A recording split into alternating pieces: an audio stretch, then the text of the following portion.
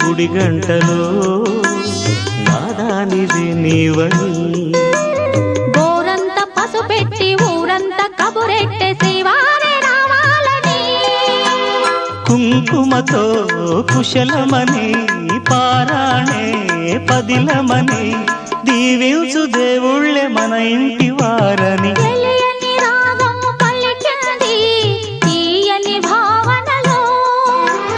మనసే జ్యోతిగా వెలిగింది